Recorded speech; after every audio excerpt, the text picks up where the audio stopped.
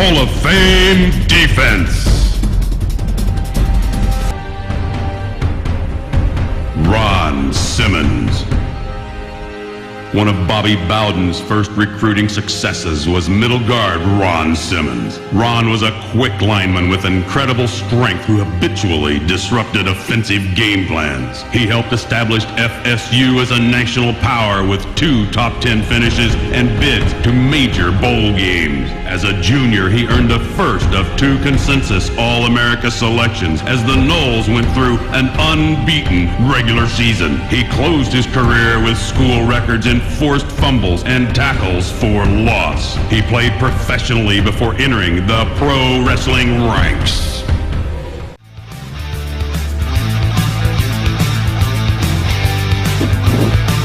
Make sure to like the video, subscribe to the channel and turn on the notification bell so you never miss an update. And all I can say is,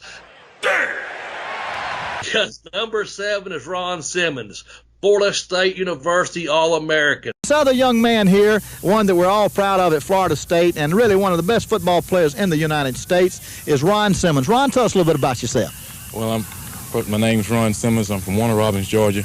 I play middle guard, 6'1", 238, majoring in mass communication. He played for the Browns, but he also played for the USFL with the Tampa Bay Bandits. Oakland quarterback Fred Basana was sacked 10 times by the Bandits in a 29-9 Tampa Bay rout. And he was trained by Hiro Matsuda, who's also going to be listed a couple more times and having a hand in some training. So after playing football, and finishing up their career, Cleveland and Tampa Bay, the opportunity did present itself. I was still in good shape, but I started working in another field, and it just so happens that where I was working at, Hiro Matsuda's training facility was right behind the detention center, which I was working in then. I wasn't in the detention center, I was working at it, okay? And we were out with the kids one day, and he happened to see me outside and walked over, told me who he was and what he did, and that's how things got started for me, just like that. I mean, it's just totally coincidence that he happened to be there, right by the facility, and the rest of it is history. I went on with him, trained in Tampa and in Japan with him, and kept going from there. But Ron Simmons, man, was just legit, man. He was a legit athlete, All-American, for Florida State.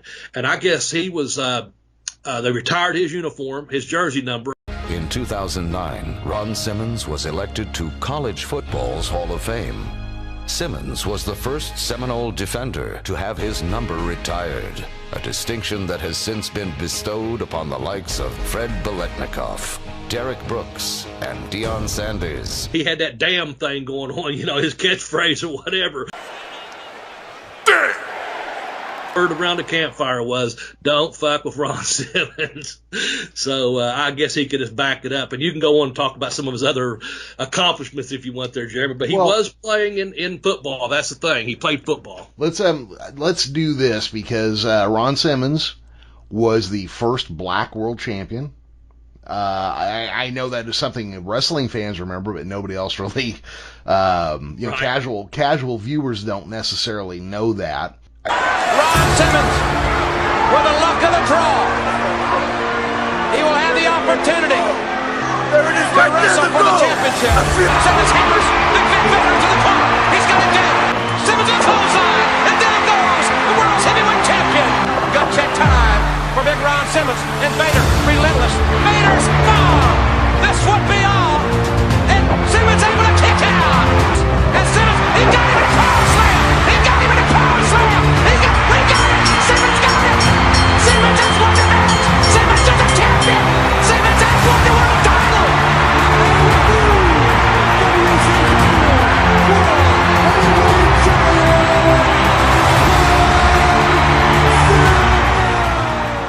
He was Cowboy Bill Watts' attempt to have a second black superhero somewhere. Ron Simmons deserved to be that person. But I do know this.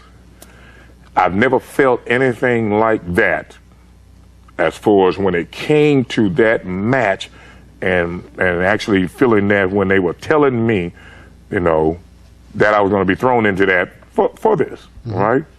And chosen to be the one to do it, right? And the adulation and the crowd response to this day still give me chills. You know, it wasn't just from a standpoint as far as being a wrestler.